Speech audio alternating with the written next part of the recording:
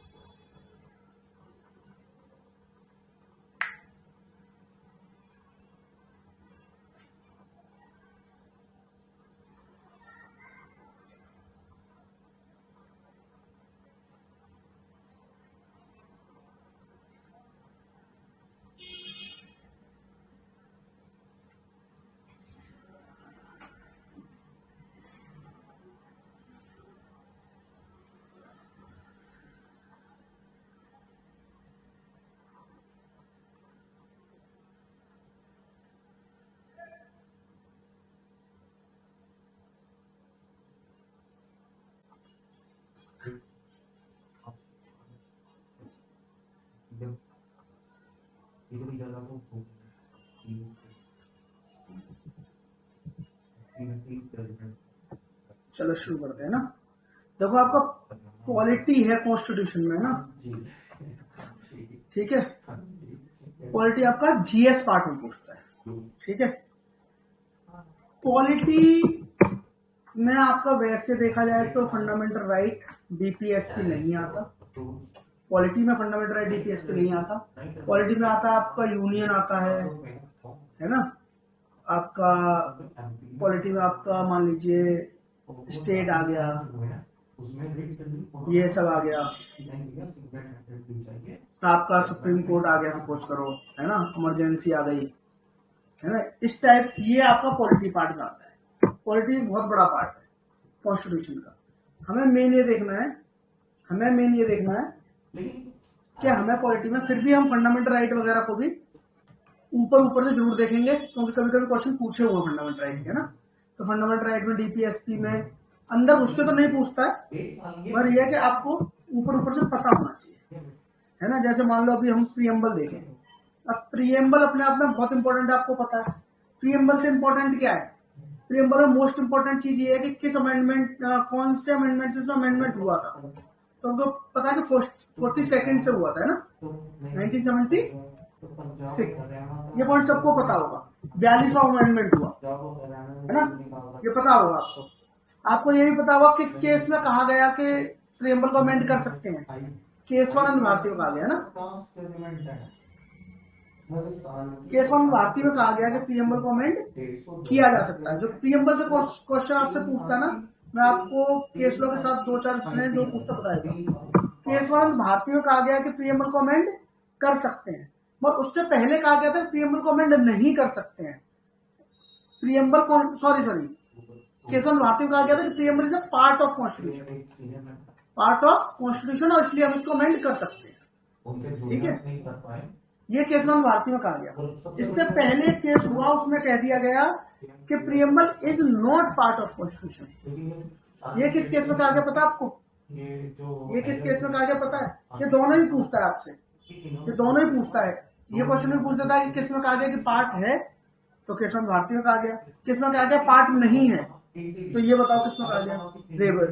हाँ, इन री बेरुबारी है ना, सही, बिल्कुल सही, री बेरुबारी। री बेरुबारी में एक बात और कही गई थी, आप बता सकते हो क्या कही गई? एक बात और कही गई थी, वो भी पूछ लेता है इसलिए पूछ रहा हूँ आपसे।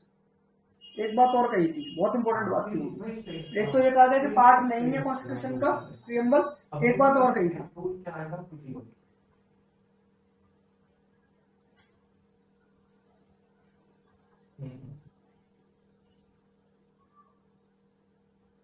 मैं बताता हूँ। कहा गया था कि प्रीएम्बल इज अ की टू ओपन माइंड, है ना।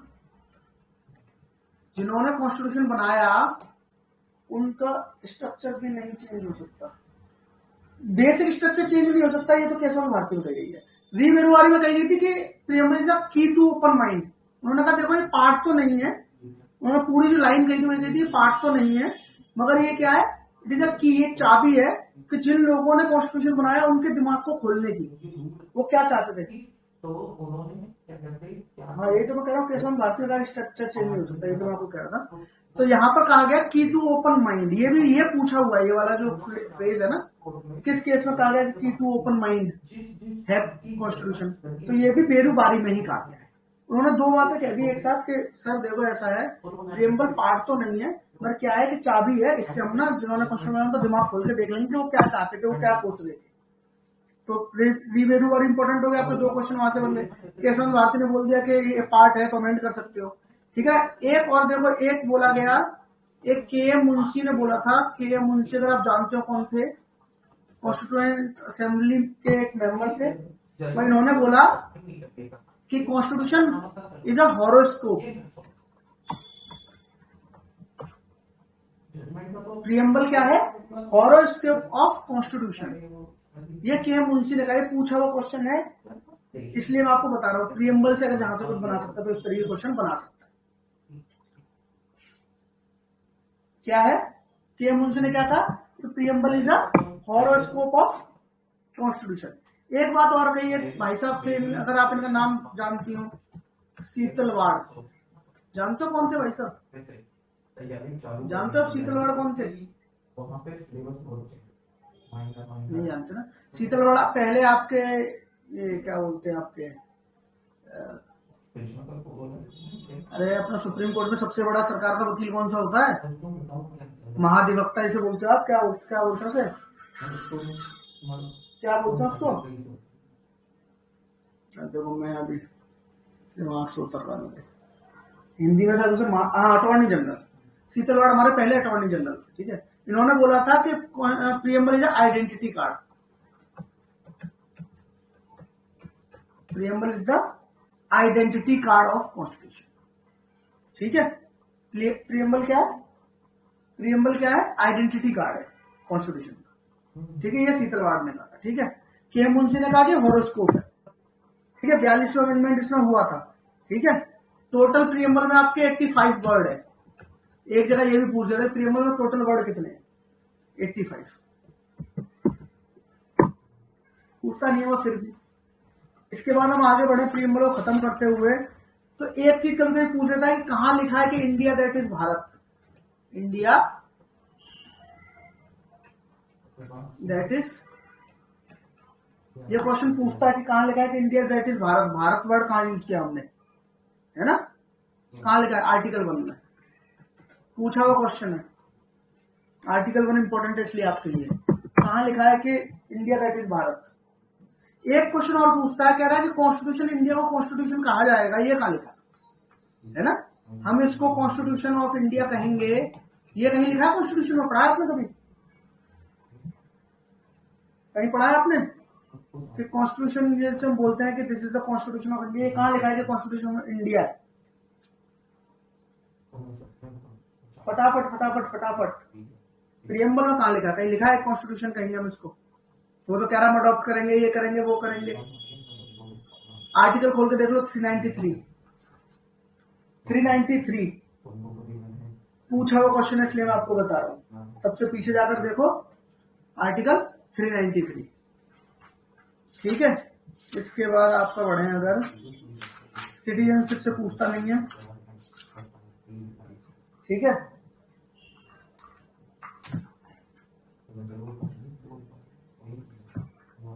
देख लिया, देख लिया।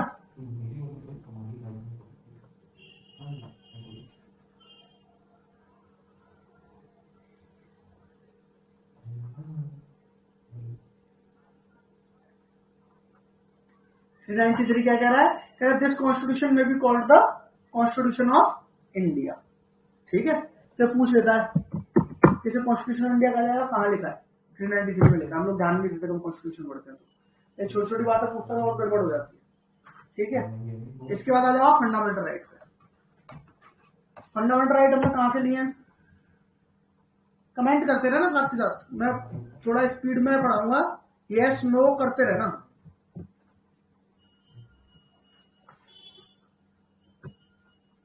प्रियम्बल सॉरी, अच्छा हमने फंडामेंटल राइट यूएसए। नॉर्मली आप मोटा मोटा जरूर देख लेना कि हमने क्या क्या चीजें कहां कहां से ली है, ठीक है। जैसे फंडामेंटल हमने इससे ले लिया, हमने डीपीएसपी यूएसएसआर से लिया शायद, है ना।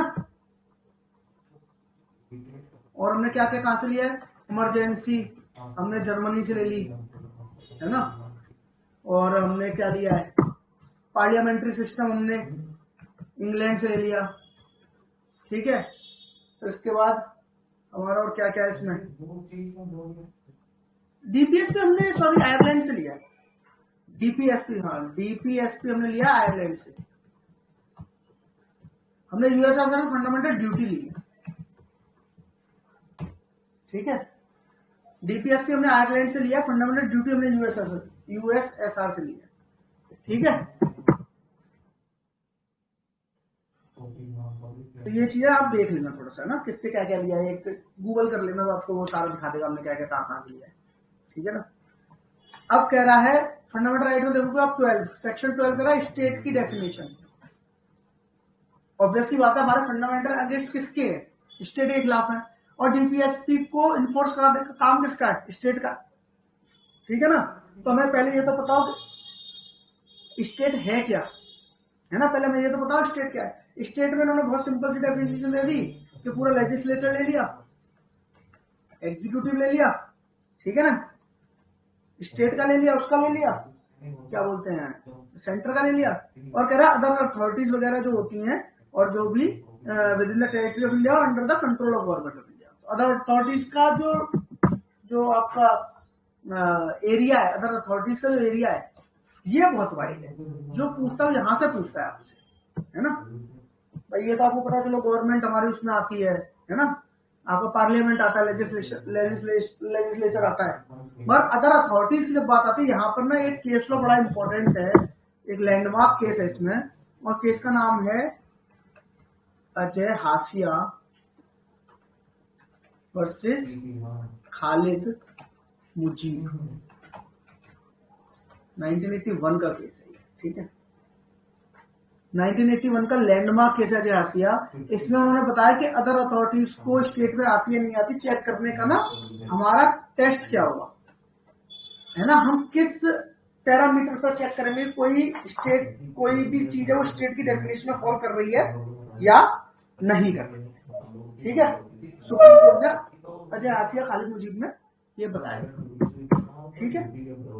ये पूछ लेता है इसलिए मैंने आपको बता दिया। इसके बाद आर्टिकल 13 आपको पता है क्या है, क्या कह रहा है ये कि लॉ आप पोस्ट कॉन्स्टिट्यूशनल और प्री कॉन्स्टिट्यूशनल लॉज जो है वो अगर इनकंसिस्टेंस है फंडामेंटल राइट के तो क्या होंगे? वॉइड होंगे, है ना। क्या होंगे? पोस्ट कॉन्स्टिट्यूशनल लॉ और प्री कॉन्स्टिट्यूशनल लॉ। पहले बात क्या कह रहा है कह रहा है प्री कॉन्स्टिट्यूशनल लॉ। 13(1) क्या कह रहा है? प्री, जो पहले से लॉ चले आ रहे थे, जो पहले से लॉ चले आ रहे थे, जैसे आईपीसी हमारा पहले का लॉ है ना, 1860 का है, कॉन्स्टिट्यूशन हमारा 1950 में आया है। तो मान लीजिए ऐसे लॉज को वैलिडिटी, मतलब अगर उनमें कुछ फंडामेंटल राइट के अगेंस्ट में लिखा हुआ है, उसमें कुछ ऐसा लिखा हुआ है जो अब हमारे फंडामेंटल राइट के अगेंस्ट में है, तो वो क्या हो जाएंगे? वर्ड। ऐसे ही कह रहा है पोस्ट कॉन्स्टिट्यूशन लॉ, कि कोई भी ना ऐसा कोई लॉ नहीं बनाएगा अब कॉन्स्टिट्यूशन के बाद, सरकार लेजिस्लेचर ऐसा कोई लॉ नहीं बनाएगा जो हमारे फंडामेंटल राइट के अगेंस्ट में। अगर कुछ भी अगेंस्ट में होगा तो वो क्या होगा? वर्ड। अच्छा, क्वेश्चन ऐसे पूछ रहे थे 13(1) में प्री दिया है, 13(2) में पोस्ट दिया है, ऐसे पूछ लेता है ना, तो ये भी याद रखना। इंपॉर्टेंट इसमें एक चीज है कि लॉ की डेफिनेशन क्या दे रहा है, ये कह रहा लॉ है क्या, ये पूछा हुआ क्वेश्चन मैं आपको बता रहा हूँ, पूछता लॉ क्या है।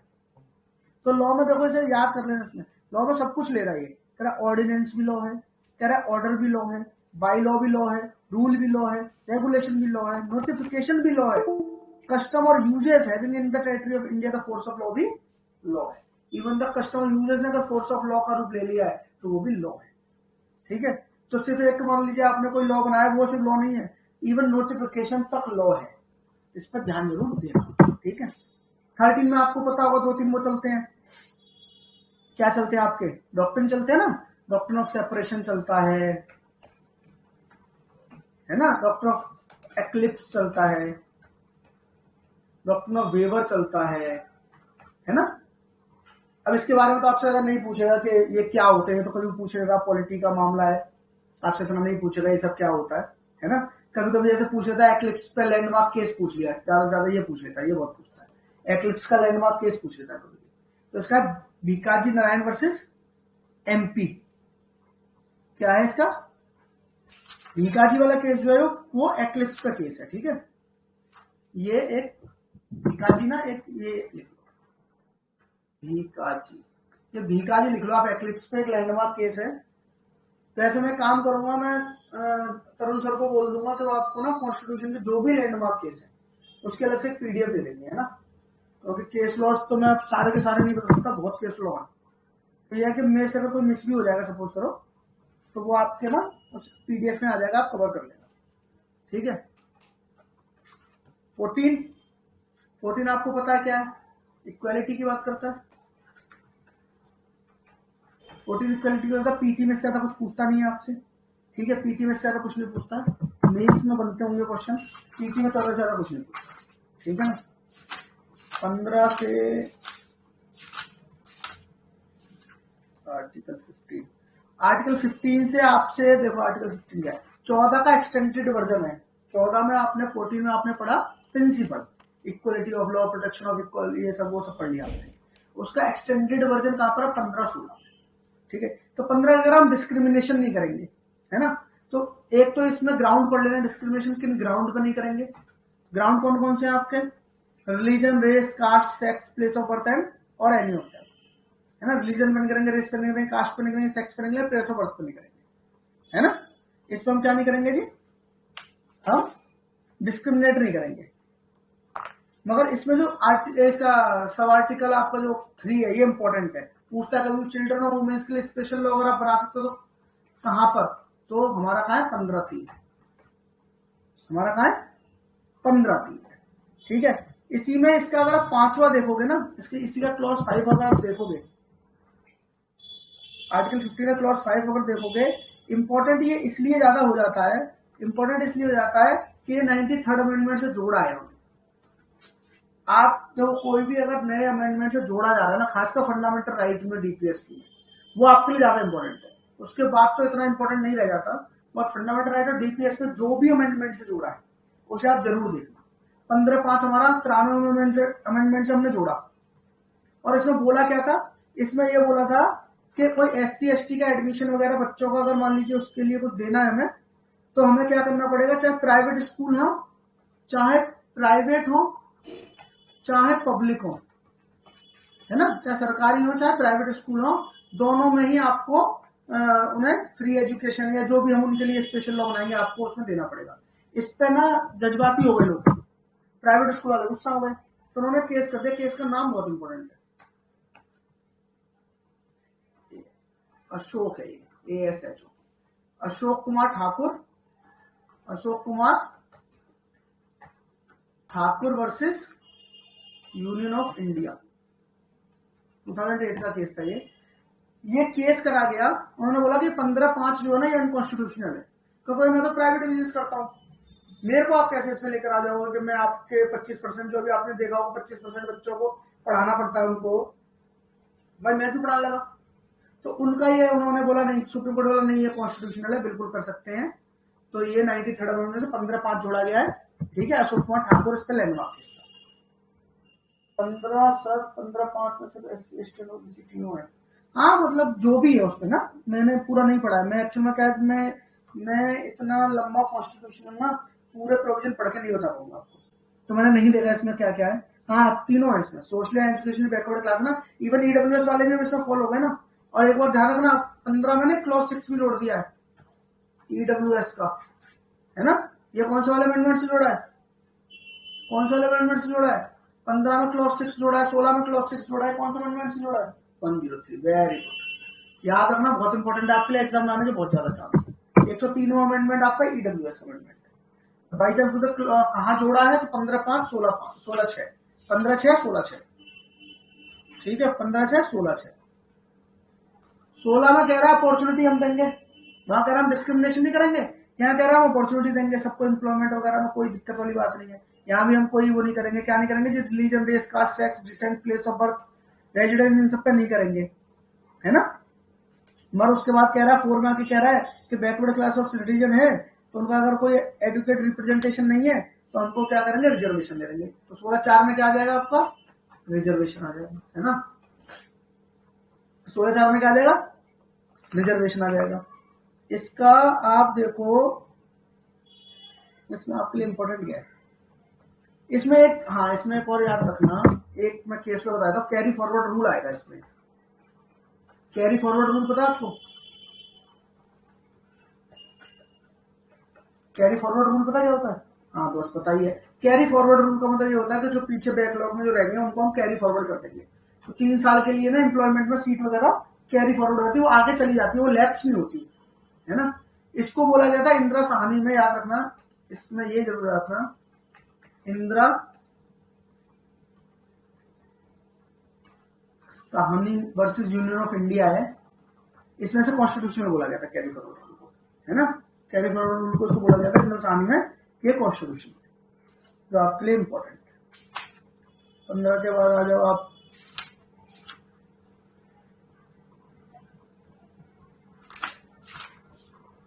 पंद्रह 16 हो गया। 17 में अनटचेबिलिटी को, है ना,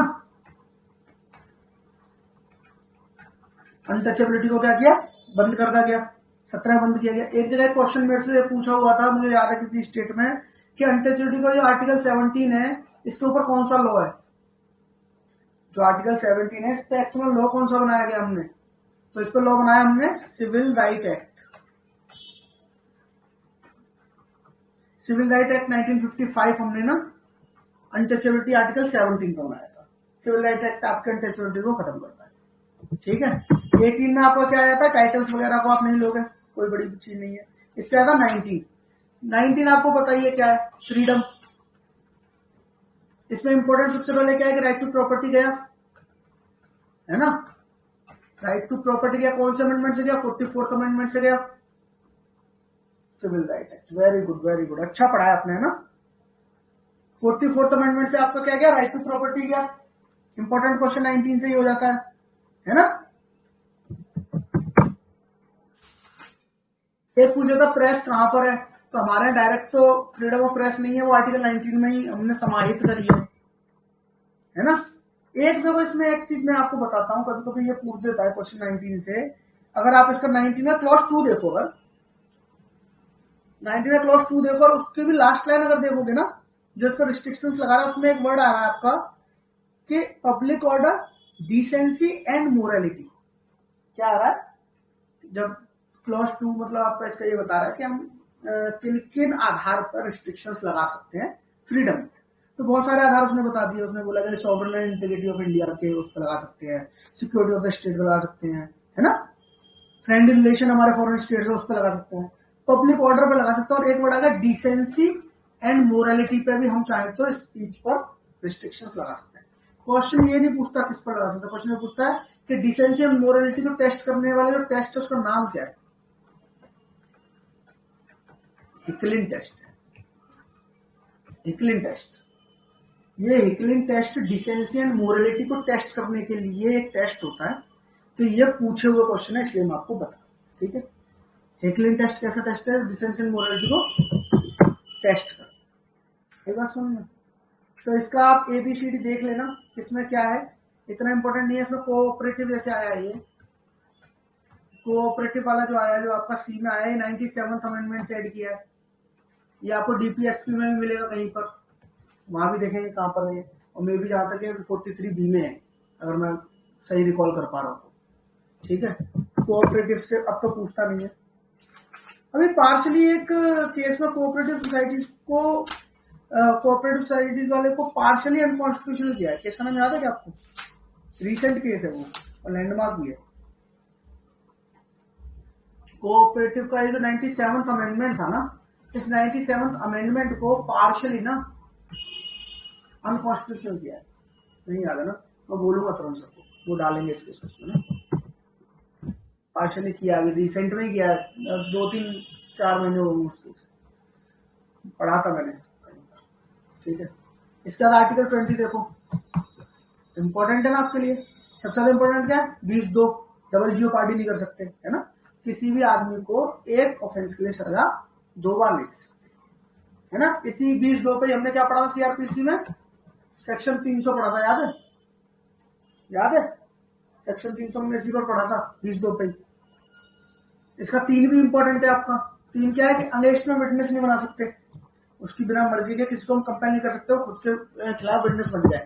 और इस 20(3) का ही फायदा लेके ना, 20(3) का ही फायदा लेके आप नार्को वगैरह ये सब जो है नहीं करवा पाते, है ना। नार्को वगैरह नहीं करवा पाते विदाउट कंसेंट, है ना, है ना। इसके ऊपर नार्को वगैरह पे लैंडमार्क कौन सा है, सेल्वी का केस है ना, लैंडमार्क केस है सेल्वी का, एविडेंस एक्ट में है ये। नार्को वगैरह जो केस है ना, उस नार्को वगैरह टेस्ट होते हैं आपके, पॉलीग्राफी, नार्को, ये सब जो होता है, इसको सेल्वी का केस है, ठीक है ना। चलो वेरी गुड, वेरी गुड, ठीक है। तो 20 का 2-3 इंपॉर्टेंट हो जाता है आपके लिए। 21 इंपॉर्टेंट नहीं है आपके लिए, पीटी में तो सब पता ही है आपको 21 में क्या होता है ना। इसके 22 not important, preventive punitive detention की बात करता है। कहां चला गया आपका,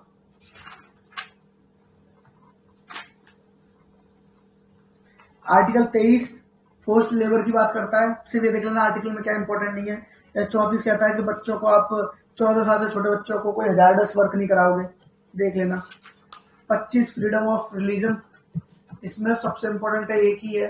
अब क्योंकि इतना कर्नाटक वाला खेल हुआ है अभी हिजाब जाब पे, तो ये पूछ सकता है कि फ्रीडम ऑफ रिलीजन पे आप किस किस ग्राउंड पर ना, किस किस ग्राउंड पे आप रिस्ट्रिक्शंस लगा सकते हो। तो इसमें पहली लाइन में लिख दिया, subject to public order, morality and health. आप पब्लिक ऑर्डर के लिए, मोरालिटी एंड हेल्थ, इन 3 ग्राउंड पे आप क्या लगा सकते हो, रिस्ट्रिक्शंस। रिलीजन पे भी किसी के लगा सकते हो। और एक और बात लिखिए, and to the other provision of this part, मतलब कि अगर राइट टू रिलीजन और राइट टू लाइफ में अगर मान लीजिए कॉन्ट्रडिक्शन होता है, तो राइट टू लाइफ जीतेगा। अगर right to religion, right to equality में कोई कॉन्फ्लिक्ट होता है, तो राइट टू इक्वलिटी जीतेगी। मतलब ओवरऑल वो है कि हमारे और जो फंडामेंटल राइट है वो सुपरसीड करते हैं राइट टू रिलीजन। बात समझ में आई? पहले भैया फंडामेंटल चीजें, बाद में रिलीजन है, ओके। 26 कहता है कि कोई भी, मतलब अब ये इंपॉर्टेंट नहीं है, 26 इंपॉर्टेंट नहीं। 27 कहता है कि आप किसी का पैसा लगे किसी पर्सनल, किसी एक रिलीजन में नहीं लगा सकते, है ना। कोई टैक्स लेके, कोई पैसा लेके आप पर्टिकुलर रिलीजन में नहीं लगा सकते, पर्टिकुलर किसी एक सेक्शन को एडवांस करने के लिए इसका आप यूज नहीं कर सकते, है ना। 27। 22 बोलता है, क्या बोलता है जी, कि आप कोई भी क्या नहीं दोगे जी, रिलीजियस इंस्ट्रक्शंस नहीं दोगे। क्या नहीं दोगे? जो भी कोई अगर इंस्टीट्यूट है जिससे होली,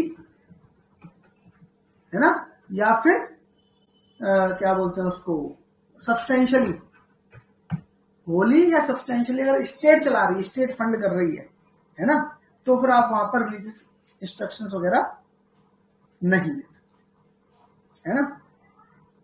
आई बात समझ में, आगे बात समझ में।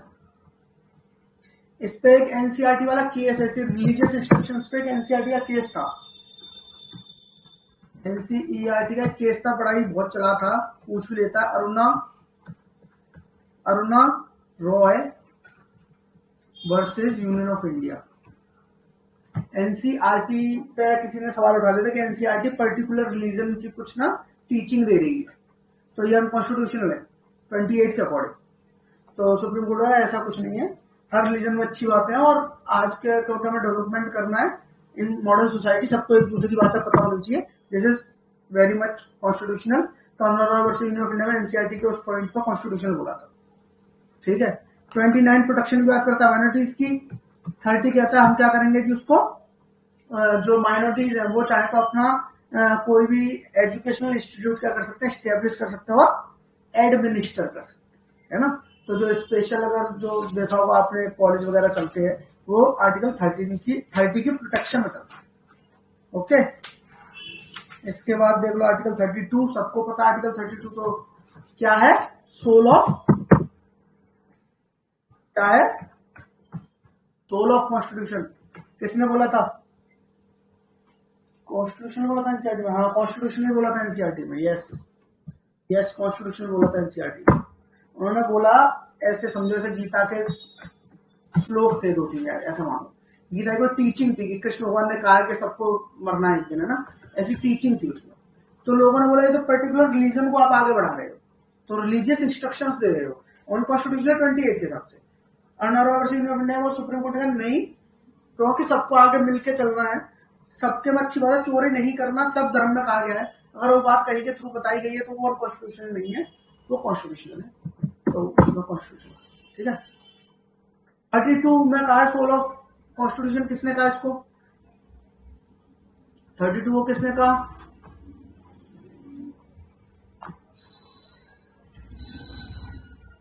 अम्बेडकर ने कहा। अम्बेडकर ने क्या कहा, अम्बेडकर ने कहा कि article 32 is the soul of the constitution, उसकी आत्मा है, ठीक है। पूछ देता है तो इसलिए बोल रहा हूं। 32 क्या कहता है कि आपका फंडामेंटल राइट है कि आप, अगर आपके फंडामेंटल राइट का वॉयलेशन हो रहा है तो आप कोर्ट, सुप्रीम कोर्ट होगी, सुप्रीम कोर्ट जा सकते हो, डायरेक्ट सुप्रीम कोर्ट जाने का आपको फंडामेंटल राइट है, आर्टिकल 32 आपकी प्रोटेक्शन है ना। ये 32 कहता है, रिटर्न वगैरह की बात करता है वो तो अलग बात है। इसके बाद आ जाओ 36, 37 वगैरह को आगे बढ़ते हुए।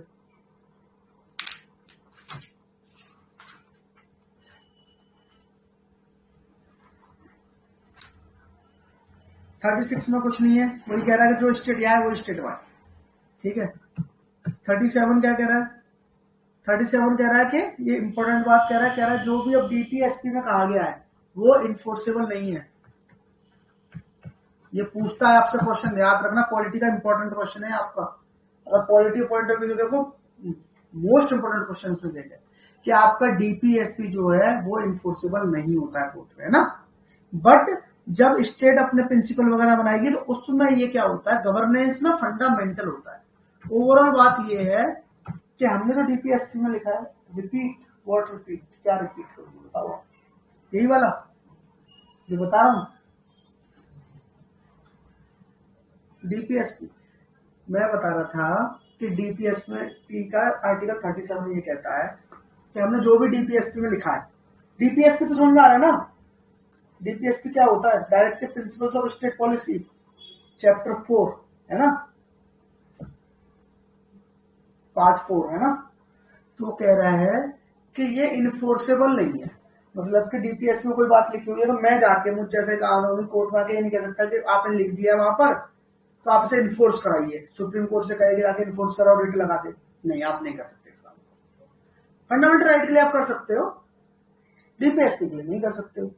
तो फिर डीपीएसपी का फायदा क्या है, तो कह रहा है नीचे लाइन में कह रहा है कि देखो भले ही आप इन्फोर्स नहीं करा सकते, बट जब कोई भी वॉइस नहीं है, सर वॉइस नहीं है, वॉइस नहीं है भाई, वॉइस में क्या issue? कुछ भी नहीं समझ आ रहा, एक मिनट रुको।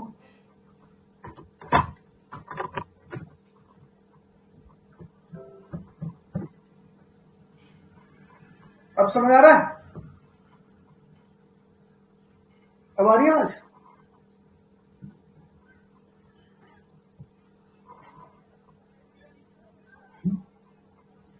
क्लैश हो रही है, बार बार क्लैश हो रही है। किससे क्लैश हो रही है? Hello hello, mic testing, mic testing. Am I audible? I am clearly audible? ये बताओ, क्योंकि मेरे को जितने टेक्निकल चीजें थी मैंने चेक कर ली इसमें, मेरे को नहीं पता थे कैसे करते हैं। मेरे ना हाथ बड़ा तंग है इसमें, टेक्नोलॉजी में।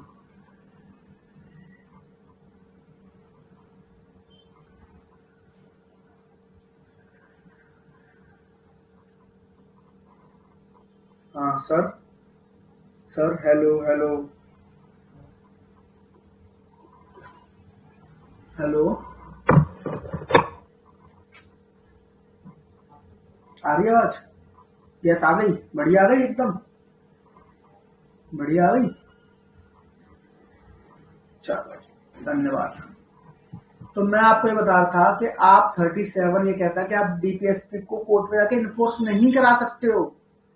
आप कोर्ट में कल आपका मन हो जाए कि अरे डीपीएसपी में लिखा है जैसे यूसीसी है ना, यूनिफॉर्म सिविल कोड लिखा है 44 में, आप कल जाके सुप्रीम कोर्ट में ये नहीं कह सकते कि गवर्नमेंट से कहा जाए कि वो यूसीसी पे लॉ बनाए, आप नहीं कह सकते। मगर इसका भी फायदा क्या है? इसका फायदा ये है कि it is fundamental in governance. जब गवर्नमेंट गवर्नेंस करेगी, जब अपने पॉलिसीज बनाएगी, उसमें ये जो होंगे ये बड़े ही फंडामेंटल, ये इंपॉर्टेंट है 37 इसलिए मैं कह रहा हूं। तो पॉलिटी के पर्पज से आपका इंपॉर्टेंट है 37, है ना। ये हमारा डीपीएसपी इन्फोर्सेबल नहीं है, इन्फोर्सेबल नहीं है, मगर क्या है, फंडामेंटल है गवर्नेंस में। समझ? ये बात मैं आपको 37 में बता। आप गवर्नमेंट को नहीं बोल सकते कि ये इस पर लॉ बनाइए, इस पर लॉ क्यों नहीं बना रहे हो, अपने डीपीएसपी में लिखा हुआ। ये इंपॉर्टेंट है ना। आई बात समझ में? आगे आवाज? ओके, 38 देखते हैं। 37 इंपॉर्टेंट है, जो अच्छे से पढ़ना। 38 कुछ नहीं कह रहा है, वेलफेयर की बात करता है, हमें क्या करना है, वेलफेयर करना है। 38 में ज्यादा कुछ पूछता नहीं आपसे, स्टेट का काम क्या है, वेलफेयर, वेलफेयर बढ़ाना। ऑब्वियसली बात है, पूरा डीपीएसपी वेलफेयर पे ही काम करता है, ठीक है। इसके बाद 39 में सबसे ज्यादा इंपॉर्टेंट जो आपके लिए आता है, वो आता है आपका equal pay for equal work, है ना। और वो क्या है, 39 D, equal pay for equal work. 10 में से 9 बार ये पूछता है, 10 में से 9 बार पूछता है equal pay for equal work कहाँ दिया है, 39 डी में दिया है हमको, equal pay for equal work. इस पे केस भी था, रणधीर करके केस हुआ करता था, equal pay for equal work पे। इतना इंपॉर्टेंट नहीं है, ठीक है। 40 में क्या कह रहा है, 40 में क्या कह रहा है, विलेज पंचायत। गांधी जी का सपना कहाँ है, 40 में, है ना। गांधी जी का सपना क्या था, हर गांव में हो अपना पंचायत, सेल्फ गवर्नेंस जिसे बोलते हो आप। इंपॉर्टेंट वर्ड ये है, सेल्फ गवर्नेंस। क्या है इंपॉर्टेंट वर्ड, कौन सा है, विलेज पंचायत। क्या सेल्फ गवर्नेंस का एक जीता जाता उदाहरण है भाई, हर गांव अपने आप में काम कर रहा है, अपने प्रॉब्लम सॉल्व कर रहा है। तो ये गांधी जी का मतलब के उद्देश्य था कि हर गांव में ऐसा, तो वो आर्टिकल 40 में आते हैं। 41 में क्या है, right to work. Right to work का है 41 में है, ठीक है। तो अब क्या इसमें लिखा है ना, स्टेट कोशिश करेगी कि सबको राइट टू वर्क मिल जाए, है ना, पब्लिक असिस्टेंस मिले, एजुकेशन मिले, अनएम्प्लॉयमेंट खत्म हो जाए, ये हो जाए, वो हो जाए, बड़ी बड़ी बात है। गवर्नमेंट कोशिश भी करती है खैर, मगर इसको आप जाके क्या नहीं कर सकते, इन्फोर्स नहीं करा सकते कि इसमें तो लिखा हुआ है तो आप मेरे को राइट टू वर्क है, मुझे तो काम देना ही पड़ेगा गवर्नमेंट को। वो नहीं कह सकते। क्यों नहीं कह सकते, 37 में मना कर दिया है। क्यों नहीं कह सकते, क्योंकि 37 में मना कर दिया है। 42 मोस्ट इंपोर्टेंट में से मैटरनिटी लीव को पूछता है। मैटरनिटी लीव का जो है ना, जो प्रोविजन है वो कहाँ है, वो 42 में है। तो मैटरनिटी लीव से याद रखना, राइट टू वर्क से 41 याद रखना, है ना। उसके बाद 43 लिविंग वेजेस, 43 को आप याद रखो, लिविंग वेजेस से याद रखो आप, है ना। ये तो इसमें तो कुछ ऐसा कुछ पूछता नहीं ना, बहुत बेसिक उठा के पूछता है आपसे, बेसिक। 43 क्या लिविंग वेजेस है। 43 ए मैंने बोला जो भी अमेंडमेंट है जरूर याद रखना, है ना। 43 ए जरूर याद रखना। इसका तो एक इसमें एक और मुझे लग रहा है आर्टिकल में छोड़ा मैंने, 39 ए छोड़ा था पीछे, 39 ए छोड़ा था। देखो 39 ए इंपॉर्टेंट है, equal justice and free legal aid. Free legal aid पे पूछ लेता है कभी कभी, जो आजकल आपने देखा होगा स्टेट लीगल सर्विस अथॉरिटी होती है ना, 39 है, फ्री लीगल एड पूछ लेता है। इंपॉर्टेंट है कौन सा अमेंडमेंट आया, 1976 वही 42nd mini constitution. 42nd amendment को क्या बोलते हैं, मिनी कॉन्स्टिट्यूशन बोलते हैं, याद रखना। ये पता भी होगा आप लोगों को, है ना कि क्या है मिनी कॉन्स्टिट्यूशन, क्या है 42nd अमेंडमेंट। ये भी 42nd से आया और 43 ए भी 42nd अमेंडमेंट से आया, है ना। 43 ए भी इसी से आया, है ना। क्या है कि वर्कर्स का पार्टिसिपेशन, 43 ये बोला वर्कर्स का पार्टिसिपेशन कराएंगे जी, 43 ए, ठीक है। इसका 43 बी है जो मैं आपको बताता कोऑपरेटिव की बता रहा था। 43 97th अमेंडमेंट से आया, तो कोऑपरेटिव से रिलेटेड है ना, प्रमोशन ऑफ कोऑपरेटिव सोसाइटी को प्रमोट करेंगे। तो ये किसका है, ये 97 सा है कि नहीं, है कि नहीं, कई बात समझ में आ गई। चलो बहुत बढ़िया। इसके बाद देखो क्या है, इसके बाद है 44। ये तो अब मुझे पता नहीं कि यूसीसी की बात करता है, आपने हजारों बार पढ़ा होगा, 44 है ना। 45 क्या कह रहा है, कह रहा है कि 6 साल तक के बच्चों को क्या दोगे आप, उसको पढ़ाई लिखाई करोगे, उसका ध्यान रखोगे। 45 क्या कह रहा है, इंपॉर्टेंट जो पूछा कितने साल तक करेंगे, 6 साल तक, है ना। इसी में एक हमारा एक और है ना, मैं देखो मुझे याद आ गया, यहाँ से 6 साल याद आ गया, 21 ए होगा हमारे पास, है ना। फंडामेंटल राइट बना दिया ना हमने 21 में, निकालते हैं पीछे जाके एक बार, देखो मिस कर दिया उसको। हाँ फंडामेंटल राइट में था 21 ए, राइट टू एजुकेशन हमने बनाया ना, है ना, 6 से 14 तक। तो हमने फंडामेंटल बनाया 6 से 14 तक, समझ में आई बात, 2002 के अमेंडमेंट से। और हमने 45 में बोला 6 साल तक एजुकेशन और उसके खाने पीने का ध्यान रखना है, केयर करनी है उसकी। तो ओवरऑल हमें 0 से लेकर 14 तक बच्चे को पढ़ाना लिखाना है, सब उसका बढ़िया सा पता करना है। तो ये काम स्टेट करेगी 6 साल तक का लेवल है कि आप ध्यान रखो, और 6 से 14 तक राइट टू एजुकेशन है, फंडामेंटल राइट है उसका। 21 से 2002 के अमेंडमेंट से आया, याद रखना 2002 का अमेंडमेंट था, 86 अमेंडमेंट था मेरी, हाँ 86 अमेंडमेंट, ठीक है। इसी 45 के साथ 21 को देख लेना, ठीक है। 46 क्या कह रहा है, SC ST की बात कर रहा है ना। क्या कह रहा है कि SC ST को हम प्रमोशन करेंगे, एजुकेशन इकोनॉमिक इंटरेस्ट को उसको हम आगे लेके जाएंगे, वीकर सेक्शन का ध्यान रखेंगे। 46 कह रहा है कि नहीं, जरूरी है। 47 में क्या कह रहा है कि न्यूट्रिशन वगैरह बढ़ाएंगे, हम इन्हें खाना वाना बढ़िया एकदम अच्छी क्वालिटी का देंगे, देते भले ही ना हो मगर लिखा सब जगह है, कह रहा है न्यूट्रिशन देंगे हम उसको, बढ़िया खाना बढ़िया पीना, एकदम सब एकदम बढ़िया हो जाएंगे खा पी के। 48 क्या कह रहा है, 48 कह रहा है, क्या कह रहा है, एनिमल हस्बेंड्री पूछता है, ये पूछता है एनिमल हस्बेंड्री, एनिमल हस्बेंड्री पूछता है।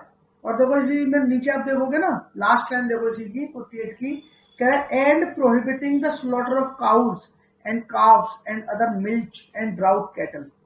कह रहा है कि काउस के स्लॉटर पर ना बैन लगाएंगे, प्रोहिबिट करेंगे, ऐसा स्टेट का डीपीएसपी है, उसकी पॉलिसी ऐसी होनी चाहिए। 48 कह रहा है, ये फंडामेंटल राइट में हमने 1947 में लिख दी थी इस बात, ठीक है। ये 48 में 48 ए, अब देखो 48 ए किससे आया, ये भी 1976 से आया, तो इसमें क्या है, जितने भी टीपीएसपी में देखो अमेंडमेंट हो गया सब 1976 से आए हैं। एक 43B को छोड़ दो 97 से आया, बाकी सब 1976 के अमेंडमेंट से आए हैं। जनरलाइज करके याद कर लोगे आप। किससे रिलेटेड है जी, हम क्या है फॉरेस्ट वगैरह का ध्यान रखेंगे, है ना, फॉरेस्ट का ध्यान रखेंगे। और 49 में क्या है कि हम मोन्यूमेंट का ध्यान रखेंगे, है ना, जितने भी हमारे किले विले हैं इन सबका ध्यान कौन रखेगा, हम रखेंगे। कैसे रखेंगे, 49 में रखेंगे। 48 में हम एनिमल हस्बेंड्री करेंगे, 48 में हम फॉरेस्ट का ध्यान रखेंगे, 49 में मोन्यूमेंट का ध्यान रखेंगे। और 50 बहुत इंपॉर्टेंट है, कह रहा है सेपरेट कर देंगे किसको, जुडिशरी को एग्जीक्यूटिव से, एग्जीक्यूटिव को जुडिशरी से सेपरेट रखने की कोशिश करेंगे। ये सेक्शन आर्टिकल 50 इंपॉर्टेंट है। 51 भी इंपॉर्टेंट है आपके। लास्ट बट नॉट लीस्ट 51 कह रहा है कि इंटरनेशनल पीस वगैरह का ध्यान रखने के लिए क्या करेंगे, हम ट्रीटी वगैरह जो करते हैं उसको ना आगे बढ़ाएंगे, मतलब है ना, प्रमोट करेंगे इंटरनेशनल पीस वगैरह को, ये सब चीजें। तो 51 डीपीएसपी 51 पे आपकी खत्म हो जाती है। इसके बाद आपका क्या आता है, फंडामेंटल ड्यूटी आती है। कौन सा अमेंडमेंट से आया जी, फंडामेंटल ड्यूटी कौन से आए, ये भी 42nd अमेंडमेंट से आई, है ना। कहां से ली हमने, यूएसएसआर से ली। और एक और इम्पोर्टेंट इसमें क्या है, एक कौन सी कमेटी ने वो फंडामेंटल ड्यूटी रिकमेंड करी थी, नाम पता है आपको, फंडामेंटल ड्यूटी में कौन सी कमेटी ने रिकमेंड की थी, आपको नाम पता है क्या?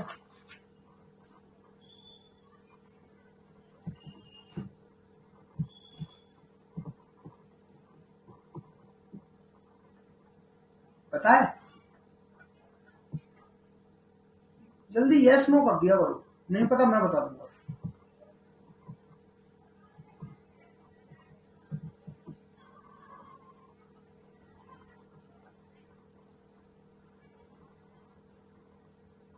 ध्यान नहीं आ रहा, कोई बात नहीं।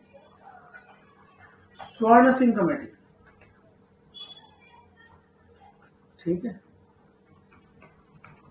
वेरेट में ऊपर लिख लो, स्वर्ण सिंह कमेटी, है ना, ठीक है। एक इंपॉर्टेंट क्वेश्चन क्या पूछा था, कभी कभी पूछा टोटल कितनी फंडामेंटल ड्यूटी है, टोटल है 11। टोटल कितनी, 11। हमने लास्ट वाली जो ऐड करी है के हमने कब ऐड करी है, पहले थी 10, हमने तो और अमेंडमेंट करके जोड़ी, और वो कब जोड़ी हमने, 86 अमेंडमेंट से जोड़ी हमने 2002 में। हमने टोटल 11 है, लास्ट के जोड़ी 86 अमेंडमेंट से जोड़ी, और उसमें क्या कह रहा है, तुम्हारी ड्यूटी है 6 से लेकर 14 तक बच्चों को क्या है, पढ़ाई लिखाई करवाना। तो पढ़ाई लिखाई से रिलेटेड 3 प्रोविजन मिल गए। 21 में राइट टू एजुकेशन में मिल गया, 45 में 6 साल तक के बच्चों का मिल गया, और हमारा इसमें 51A के इसमें के में आपको क्या मिल गया कि 6 से 14 तक एजुकेशन हमारा फंडामेंटल ड्यूटी भी है हमारी। तो ये भी आप ध्यान रखना। तो राइट टू एजुकेशन और फंडामेंटल ड्यूटी दोनों को ही हमने कहां से जोड़ दिया, 2002 के अमेंडमेंट से, 86 अमेंडमेंट से। आगे बात समझना। इसका शुरू आते हैं हम एग्जीक्यूटिव पे। अब एग्जीक्यूटिव में मोटा मोटा अगर आपको बताता चलूं, 52 से आपका प्रेसिडेंट स्टार्ट हो गया है ना, कि भाई हमारा कौन होगा, प्रेसिडेंट होगा। 53 आपके लिए इंपॉर्टेंट है कि हमारा जो प्रेसिडेंट होता है ना, वो एग्जीक्यूटिव हेड होता है हमारा, है ना। कौन होता है हमारा, जो सेंटर की पावर जो होती है वो किस में बेस्ड होती है, हम कोई भी सेंटर जो काम करता है तो वो प्रेसिडेंट के नाम से करता है, ठीक है ना। और एक इंपॉर्टेंट बात क्या है कि तीनों डिफेंस का हेड कौन होता है, तीनों डिफेंस का हेड कौन है, आपका क्या बोलते हैं इसको, प्रेसिडेंट। तो ये 53 में दिया हुआ है, ये दोनों बातें क्या है 53 में, इसलिए आपके लिए 53 इंपॉर्टेंट होता है। 54 कह रहा है इलेक्शन, है ना, तो ये पूछता है आपसे इलेक्शन का मैनर पूछ लेता है आपसे, इलेक्शन का मैनर पूछ लेता है कि कौन कौन लोग प्रदेश में वोट करेंगे, ये पूछ लेता है कौन कौन लोग वोट कर सकते हैं प्रेसिडेंट को इलेक्ट करने के लिए। इंपॉर्टेंट है 54 का। कह रहा था elected members of the both house of parliament, मतलब कि लोकसभा प्लस राज्यसभा। एक तो इसके सारे मेंबर जितने एमपी हैं आपके Lok Sabha, legislative assembly of the state, तो जितनी भी विधानसभाएं है ना, जितनी विधानसभाएं उसके भी जितने एमएलए एमपी, ये जो होते हैं क्या करते हैं, ये आपका प्रेसिडेंट ये वोट डालते हैं। तो ये पूछ लेता आपसे, है ना। मैनर का तो जो 55 में मैंने दिया है ना, उसमें आपके लिए इंपॉर्टेंट जो है मैं आपको बता देता हूँ, तो पूछता भी है। और वो क्या पूछता है, जितना पूछता है क्लॉज 3 आप देख लो, the election of the president shall be held in accordance with the system of proportional representation, ये पूछता है, by means of single transferable vote. क्या है हमारा, प्रोपोर्शनल है हमारा, है ना, प्रोपोर्शनल रिप्रेजेंटेशन करते हैं हम लोग, और सिंगल ट्रांसफरेबल वोट होता है। तो मुझसे ये मत पूछना है क्या होता है, सिंगल ट्रांसफरेबल वोट होता है, ठीक है। ये पूछ लेता कभी मैंने है ना, ये पूछ लेता कभी 55 में ये पूछता है, 54 में पूछता कौन कौन वोट डाल सकता है, सारे एमपी सारे एमएलए, है ना। 56 टर्म की बात कर रहा है, तो टर्म तो पता 5 साल की होती है इसकी, है ना, टर्म 5 साल की होती है। प्रेसिडेंट रिजाइन किसको देता है, वाइस प्रेसिडेंट को देता है। प्रेसिडेंट किसको रिजाइन देता है, वाइस प्रेसिडेंट को देता है ना। तो इम्पीच की बात कर रहा है, नहीं ये इतना इंपॉर्टेंट नहीं है इसमें। 56 में आपने दो बात इंपॉर्टेंट है, 5 साल की है, रिजाइन करता है वाइस प्रेसिडेंट को, है ना। 57 कहता है री इलेक्शन आप कर सकते हो, है ना, एलिजिबल होते हैं आप री इलेक्शन के लिए। तो हमारे यहाँ एक टर्म का सिस्टम नहीं है, आप चाहो 2 बार बनो, चाहो आप 4 बार बनो। 58 कहता है क्वालिफिकेशन क्या होंगी हमारी, भाई प्रेसिडेंट बनना है तो क्वालिफिकेशन क्या है, भाई इंडिया का सिटीजन होना चाहिए, 35 साल का होना चाहिए, 35 साल का होना चाहिए, और क्या है, house of people. House of people बोले तो लोकसभा का मेंबर बनने के लिए क्वालिफाइड होना चाहिए। क्या होना चाहिए, इंपॉर्टेंट क्या पूछता है, 35 साल, एक पूछ लेता बिल्कुल, है ना। राज्यपाल की भी इतनी है 35 साल, ठीक है। और लोकसभा के लिए एज है, लोकसभा अगर एमपी बनना तो आपको 25 साल है, और अगर राज्यसभा बनना शायद 30 साल है ना। इन सब की एज याद रखना, अगर लोकसभा में एमपी बनना 25 हो जाए, और वहां पर बनना तो शायद 30 है, देख लेंगे आगे, I am not sure. 59 important नहीं है, 60 ओथ से बिना याद रखना, ओथ कहां पर 60 में। 61 इंपॉर्टेंट है आपका, इम्पीचमेंट पूछता कहां दिया है। इम्पीचमेंट अगर राष्ट्रपति को हटाना हो तो इम्पीच कर सकते हैं उसको, जैसे आज तक किसी भी, शायद मेरे ख्याल से आज तक किसी भी प्रेसिडेंट के खिलाफ इम्पीचमेंट की प्रोसीडिंग हुई नहीं, if I am not wrong, किसी प्रेसिडेंट के खिलाफ इम्पीचमेंट की प्रोसीडिंग हुई नहीं। 61 इम्पीचमेंट की बात करता हूं। एक इंपॉर्टेंट ये भी पूछ लेता है कभी कभी, इम्पीचमेंट का जो प्रोसीडिंग स्टार्ट हुई कहां हो सकती है, ईदर हाउस में हो सकती है, मन करे लोकसभा में करो, मन करे राज्यसभा में करो, तो वो चार्ज लगाएगा, फिर वो उसको इन्वेस्टिगेट करेगा, फिर दूसरे वालों को भेजेगा पास करके, फिर वो इन्वेस्ट करेगा, वो सुनेगा, फिर वो भी पास करेगा, ये सब पूरा ड्रामा चलता है। ये तो आपको पीके में नहीं पूछेगा, और किसी भी हम क्या करते हैं, किसी भी हाउस में उसको प्रेफर कर सकते हैं, ये इंपॉर्टेंट है। 63 से वाइस प्रेसिडेंट आपका आ गया, तो 52 से लेके 62 तक आपका प्रेसिडेंट का खेल चल रहा था, 63 से वाइस प्रेसिडेंट आ गया। 64 कह रहा है कि एक्स ऑफिशियो चेयरमैन होता है वाइस प्रेसिडेंट।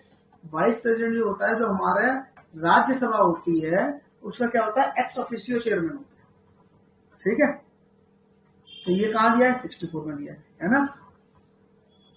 66 में जब ये इलेक्शन की बात कर रहा है, 66 में जब ये इलेक्शन की बात कर रहा है, तो आप देखोगे कह रहा है elected by the member of N electoral college consisting of the member of both house of parliament. तो इसको जो वाइस प्रेसिडेंट को इलेक्ट करते हैं, सिर्फ एमपी करते हैं, लोकसभा और राज्यसभा दोनों के मिलकर एमपी, इसमें एमएलए नहीं होते। तो यही याद रखना आप, जब राष्ट्रपति को करते हैं तो एमएलए भी होते हैं, जब वाइस प्रेसिडेंट को करते हैं, उपराष्ट्रपति को करते हैं, तो उसमें एमएलए नहीं होते। ये 66 है ना। 67 में टर्म बता रहा है, तो वही 5 साल का टर्म है, वाइस प्रेसिडेंट भी प्रेसिडेंट को देकर रिजाइन करता है ना। यही सब चीजें हैं। 68, 70, 71 इंपॉर्टेंट नहीं है। एक ये 71 में एक पॉइंट ये याद रखना, ये याद रखने वाला पॉइंट है, इसके लिए आपको पढ़ना नहीं पड़ेगा, कि अगर प्रेसिडेंट और वाइस प्रेसिडेंट के इलेक्शन को लेकर कोई क्वेश्चन खड़ा हो जाए, है ना, तो वो सुप्रीम कोर्ट ने अगर एक बार डिसाइड कर दिया ना, फाइनल होगा। सुप्रीम कोर्ट में जाता है एक तो उनसे रिलेटेड मैटर सीधे, है ना, सीधे सुप्रीम कोर्ट में अगर वो फाइनल होता, तो याद रखना अगर इनके इलेक्शन से रिलेटेड कोई मैटर है तो कहां जाएगा, सीधे सुप्रीम कोर्ट में। बड़े लोगों की बड़ी पोस्ट है, इंडिया की सबसे बड़ी पोस्ट है प्रेसिडेंट, उससे रिलेटेड कोई मैटर होगा सीधे सुप्रीम कोर्ट। व्हाट इट 72 है ना। अब इसमें क्या पूछेगा आपसे, पार्डन पूछेगा। आपको पता है पार्डन का 72 में है ना। इसी से रिलेटेड एक पूछता है 72 है, और एक 161 पूछता है आपसे, उसमें भी पार्डन है। वहां पर राज्यपाल दे रहा है, यहाँ पर कौन है, प्रेसिडेंट दे रहा है पार्डन। तो अब ये पार्डन में सब कुछ दे रहा है आपको, बेचारा रेमिट कर सकता है, सस्पेंड कर सकता है, कम्यूट कर सकता है, कुछ भी कर देगा। आपसे इतना घुस के तो नहीं पूछेगा, आपसे पूछेगा पार्डन कहाँ पर 72 है ना। और जो राज्यपाल पार्डन करता है वो कहाँ 161। साथ ही पढ़ना दोनों, 72 साथ ही पढ़ना हमसे याद। ठीक है, हम बड़ा तेजी से कवर कर रहे हैं ना। 2 मिनट का हल्का सा रेस्ट ले लें।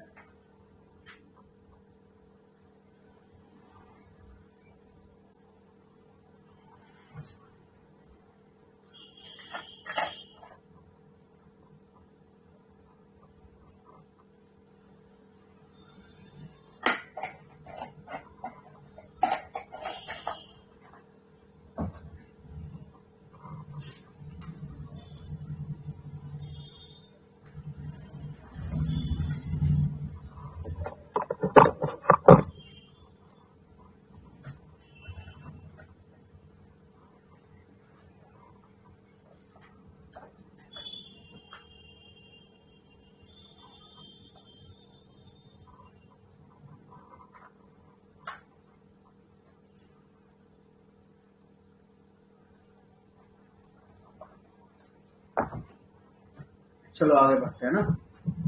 तो हमने 161 और 72 देख लिया, पार्डन की पावर है वहां राज्यपाल को, यहाँ पर किसको है, किसको है यहाँ पे पावर, प्रेसिडेंट का ना। इसके बाद आता है आपका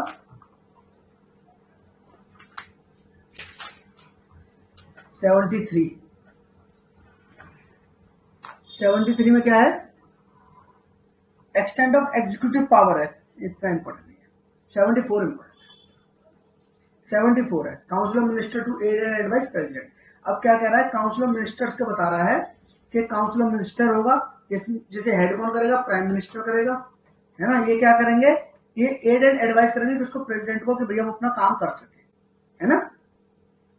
क्या करेगा, ये काम कर सके। एक इसमें जो प्रोवाइजो दिया है ना, जो इसमें प्रोवाइजो दिया है,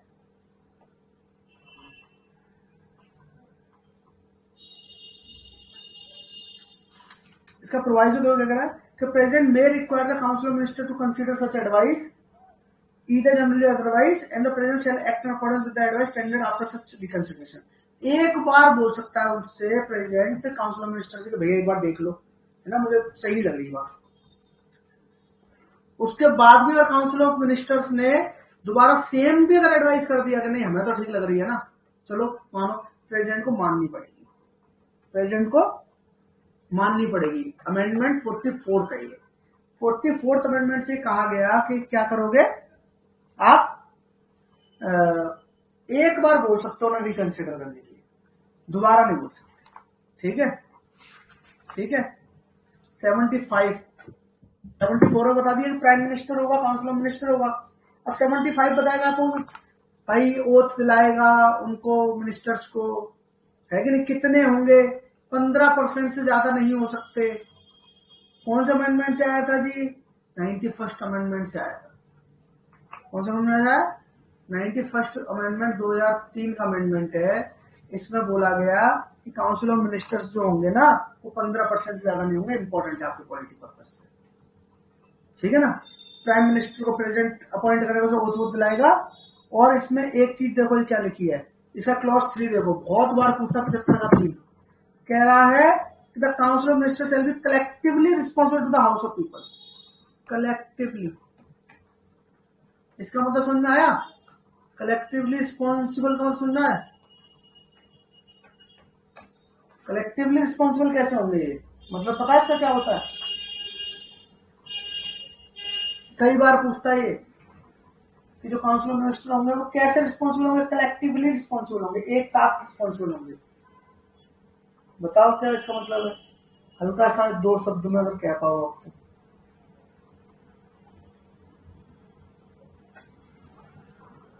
नहीं पता ना, इसका ये होता है, मान लो सपोज करो रेलवे मिनिस्टर है, अब रेलवे मिनिस्टर ने कोई गलती करी है तो उस गलती के लिए जिम्मेदार सिर्फ रेलवे मिनिस्टर नहीं है, उस गलती के जिम्मेदार पूरी काउंसिल ऑफ मिनिस्टर सारे होंगे, पूरी काउंसिल होगी इधर, इसको बोलता है कलेक्टिवली रिस्पॉन्सिबल।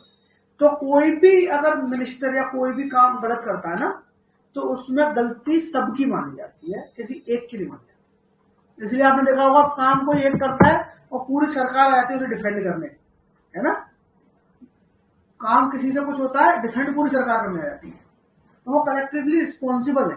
वहां सिंगल सिंगल खेलने के लिए तुम्हारी मिनिस्ट्री ने गलती किया तुम्हारी गलती है, सारे वहां पर रिस्पॉन्सिबल, ये पूछता है कई बार, ठीक है ना। और एक और जो इसमें आप देखोगे 5 में आप देखोगे 6 मंथ तक अगर आप एब्सेंट हो, सॉरी एब्सेंट नहीं, सॉरी अगर आप मान लीजिए 6 महीने के अंदर अंदर कुछ इलेक्शन नहीं जीतते तो फिर आपका पद जो है मिनिस्टर का वो चला जाएगा। सपोज करो एक आदमी, आपने देखा होगा कई लोग ऐसे करते हैं, जैसे अभी ममता को देखो आप देखो ममता को, मैं राज्य का एक उदाहरण दे रहा हूं आपको। ममता बनर्जी इस बार हार गई ना, ममता बनर्जी इस बार हार गई, वहां से अपनी सीट तो हार गई ना ममता बनर्जी, है ना। तो ममता बनर्जी मगर वहां की तो सीएम बन गई, सीट हार गई मगर तब तो उन्होंने शपथ ले ली, सीएम बन गई। अब उनको 6 महीने के अंदर 6 मंथ के अंदर क्या करना पड़ेगा, कहीं ना कहीं से इलेक्शन जीत कर। कह रहा है minister who for any period of 6 consecutive months is not a member of either house of parliament shall at the expiration of that cease to be a minister। तो आप किसी को मिनिस्टर बना सकते हो, मोदी जी चाहे ना, मोदी जी अगर चाहे तो कल मुझे बोले ना नीतीश गुप्ता आप आइए आप मिनिस्ट्री संभालिए, मुझे भी बना सकते हैं वो, मुझे कहीं से कुछ करने की जरूरत नहीं है। बट विदिन 6 मंथ मुझे कहीं से तो आना पड़ेगा, चाहे मैं राज्यसभा से आऊं चाहे लोकसभा से आऊं, कहीं से तो मुझे आना पड़ेगा, है ना। ऐसे ही स्टेट में होता है, आप कहीं से भी आइए मगर आप अभी सीएम बन गए हो, मगर ममता तो कहीं से आएंगी दोबारा उपचुनाव करवाकर। तो ये 75 के 5 में, ठीक है, आई बात समझ में, स्टेट में सेम लागू होता है। 76 अटॉर्नी जनरल, जिसके बारे में पढ़ रहे थे, कौन है हमारे इस टाइम अटॉर्नी जनरल सर हमारे के वेणुगोपाल है ना। पहले कौन थे, शीतलवाड़, है ना। कह रहे हैं अटॉर्नी जनरल को कौन अपॉइंट करेगा, प्रेजेंट करेगा, क्वालिफिकेशन क्या है कि सुप्रीम कोर्ट के जज बनने लायक हो, सुप्रीम कोर्ट के जज बनने लायक हो तो भैया उन्हें कौन करेगा, अपॉइंट कर देंगे, है ना। 76। इसके बाद आपका आ गया 77 कंडक्ट ऑफ ऑल ऑब्जेक्टिव। 77 इसलिए आपका इंपॉर्टेंट है पॉलिटी पर्पज से। एक बार देखो, जो मैं आपको बता रहा था कि कोई भी काम जो करते हैं ना, प्रेसिडेंट आपका एग्जीक्यूटिव हेड है। 53 में आपको पता लग गया, आपको 53 में पता लग गया कि प्रेसिडेंट आपका एग्जीक्यूटिव हेड है, तो मैं कोई भी काम करूंगा तो प्रेसिडेंट के नाम से करूंगा, ये 77 में कह रहा है all executive action of the government of India shall be expressed to be taken in the name of the president. President के नाम में होने चाहिए कोई भी आप काम कर रहे हो, समझ में आई बात आपको। 78 क्या कह रहा है, 78 कह रहा है कि प्राइम मिनिस्टर जाके प्रेसिडेंट को बताएगा सर हमने ये डिसीजन लिया है, हमने ये काम किया है ना, उसे इंफॉर्मेशन देनी है अपनी कि हमने भैया ये हमने देखो क्या काउंसिल ऑफ मिनिस्टर्स ने हमने मिलकर ये डिसीजन लिया, हम ये कर रहे हैं। तो ये 78 में प्राइम मिनिस्टर की ड्यूटी होती है कि वो प्रेसिडेंट के पास जाए और उसे बताए कि सर देखो ये काम हम कर रहे हैं, है ना। तो 78 इसलिए आपका इंपॉर्टेंट। फिर आपका आता है पार्लियामेंट। पॉलिटी पढ़ रहे हो, पार्लियामेंट नहीं पढ़ोगे कैसे होगा, है ना। पार्लियामेंट तो पढ़ना पड़ेगा। 79 ही कह रहा पार्लियामेंट का मतलब क्या होता है, council of state and house of people. Lok Sabha Rajya Sabha क्या होते हैं, पार्लियामेंट, ठीक है। फिर क्या कह रहा है, 80 कह रहा है composition of council of state. कह रहा है राज्यसभा कंपोजिशन क्या होगा, तो राज्यसभा कंपोजिशन सिंपल सा है, 238 डायरेक्ट आएंगे और 12 नॉमिनेट हो जाएंगे, टोटल स्ट्रेंथ 250 की रहेगी। इंपॉर्टेंट ये है कि इसका कंपोजिशन कहां दिया है, ये सेक्शन आर्टिकल 80 में दिया, ये इंपॉर्टेंट रहता है। आई बात समझ में। 12 मेंबर नॉमिनेट होकर आएंगे, 238 मेंबर डायरेक्ट आएंगे, ये हो गया आपका। 81 कह रहा है हाउस ऑफ पीपल की बात कर रहा है ना। क्या कह रहा है 81 क्या कह रहा है, लोकसभा में क्या होगा, लोकसभा में क्या होगा भैया, 530 आपके डायरेक्ट इलेक्शन से आते हैं, 20 मेंबर यूनियन टेरिटरी से आते हैं, 530 स्टेट से आते हैं, 20 मेंबर यूटी से आते हैं, सब 500 से 550 लोग सब आते इलेक्ट हो गए। ठीक है, आते कहां से, सब इलेक्ट हो गए। इसमें एक चीज और सुन लो, अब क्योंकि बात यहाँ तक आई गई है तो बात चलिए तो आगे तक जाएगी। आगे तक जाते जाते ये कि एक और अमेंडमेंट कर दिया इन्होंने 104 कॉन्स्टिट्यूशन में, अभी एक और अमेंडमेंट कर दिया 104वां अमेंडमेंट। और उससे करा क्या इन लोगों ने कि जो यहाँ पर दो एंग्लो इंडियन था, दो एंग्लो इंडियन के लिए रिजर्व सीटें थी, वो 104वें अमेंडमेंट से हटा दी। ठीक है, 104वां अमेंडमेंट के क्या करा, एंग्लो इंडियन मतलब वो होते हैं जिनके माँ बाप या फिर जो खुद उनके माँ बाप थे, कोई ब्रिटिश था और कोई इंडियन था, वो एंग्लो इंडियन होते हैं। तो उनकी जो दो रिजर्व सीट थी 550 में से टोटल में से, वो 104वें अमेंडमेंट से हटा दी है। लेटेस्ट अमेंडमेंट है क्या, ठीक है, ठीक है जी, कोई इशू। अब देखो आ गया पार्लियामेंट ड्यूरेशन, देख लो 83, इंपॉर्टेंट है आपके लिए, है ना। क्या कह रहा है, house of parliament the council of state shall not be subject of dissolution, बहुत इंपॉर्टेंट है। आपका जो राज्यसभा होता है ना, अपर हाउस जिसे आप बोलते हो, ये डिसॉल्व नहीं होती कभी, ये कभी डिसॉल्व नहीं होती, आपको बात पता होगी। हाँ, इसमें क्या होता है, हर 2 साल बाद 1/3 मेंबर रिटायर हो जाते हैं। क्या होते हैं, हर 2 साल बाद 1/3 मेंबर क्या होते हैं, रिटायर हो जाते हैं। ये क्वेश्चन पूछ लेता है 83। क्या डिसॉल्व नहीं होता जी, राज्यसभा नहीं होती। अच्छा, फिर तक कितने मेंबर रिटायर हो जाते हैं, 1/3 हो जाते हैं। कब हो जाते हैं, हर 2 साल में होते हैं। तो ये चलते रहने वाली एक वो है। और जो आपका लोकसभा है, ये डिसॉल्व होती है 5 साल पर, 5 ईयर इसका टर्म होता है। बाई चांस से पहले भी डिसॉल्व हो जाती है, वो 5 साल इसका टर्म है। ठीक है, पार्लियामेंट की मेंबरशिप 84 में बात कर रहा है। क्या कह रहा है, कह रहा बहुत सिंपल सी बात है भैया, इंडिया के सिटीजन चाहिए, original case of citizen council not less than 30 year. हमने बताया था ना, राज्यसभा में जाओगे तो 30 साल, लोकसभा में आपको एमपी बनना है 25 साल, प्रधानमंत्री बनना, सॉरी प्रधानमंत्री, राष्ट्रपति बनना है 35, राज्यपाल बनना है 35। आई बात समझ में। फिर कह रहा है 85 क्या कह रहा है, सेशन वगैरह का क्या कह रहा है, क्या होगा, कह रहा देखो 2 सेशन के बीच में ना 6 महीने से ज्यादा टाइम नहीं बीतना चाहिए, 6 महीने का टाइम नहीं होना चाहिए, 2 महीने से ज्यादा। तो 2 सेशंस के बीच में, हमारे 3 सेशन हम लोग करते हैं ना, विंटर करते हैं हम लोग, है ना, शीतकालीन सत्र चल रहा है, एक मानसून सत्र करते हैं हम लोग, है ना। तो ऐसे 3 सेशन करते हैं ना, इन तीनों को किसी भी 2 सेशन में 6 महीने से ज्यादा टाइम नहीं बीतना चाहिए, ये हमारी कंडीशन है। और क्या कह रहा है, तो इसका क्लॉज 2 बहुत इंपॉर्टेंट है। 85 कह रहा है कि president may from time to time prorogue the house और ईदर हाउस। प्रोरोग का मतलब होता है,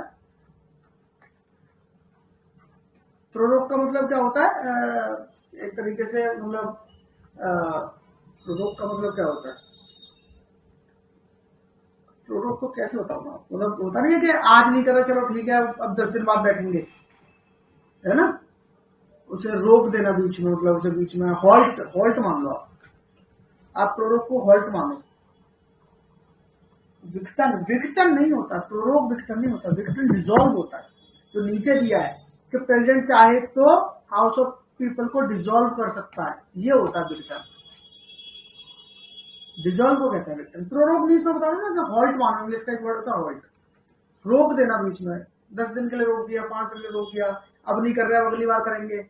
डिसॉल्व नहीं कर सकते, डिसॉल्व तो हाउस ऑफ पीपल को कर सकते हैं, और प्रोरोग तो आप लोकसभा को भी कर सकते हो, लोकसभा को भी आप प्रोरोग कर सकते हो, सॉरी राज्यसभा को भी प्रोरोग कर सकते हो, डिसॉल्व सिर्फ लोकसभा को कर सकते, है ना, ये याद।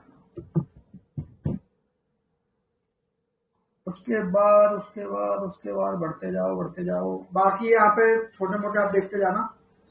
उसके बाद क्या है इसमें, वेकेशन ऑफ सीट और 101 102 आप देख लेना साथ में ना, कि किसमें कब सीट वैकेंट हो जाती है, कब डिस्क्वालिफिकेशन हो जाती है, 101 102 में आप देख लेना। इसके बाद आता है आपका 105, इसके बाद आता है 105, 105 में क्या है, आपको प्रिविलेज मिले हुए हैं। जो एमपी वगैरह होते हैं आपके, वहां पे कुछ भी बोलते हैं ना चिल्ला चिल्ला के, ये लोग अगर मान लो कि अब्यूज भी करें, गाली गलौज भी करें ना वहां पर, तब भी इनके खिलाफ केस नहीं होगा। नहीं होगा, क्यों नहीं होगा, सवाल ये है 105 का इनको प्रिविलेज मिला हुआ है। ऐसे ही स्टेट में 194 में ना विधानसभा में प्रिविलेज मिलता है, जो एमएलए वगैरह होते हैं, ये लोग कुछ ही बोलेंगे, वहां पे बोले हुए की कोई वैल्यू। ठीक है, किसी पे कोई भी आरोप लगाते हैं, कोई गाली देते हैं, कुछ भी करेंगे तो इन पे प्रिविलेज होता है, किसी भी कोर्ट में मैटर नहीं चलेगा। 105 में एमपी, 194 में एमएलए।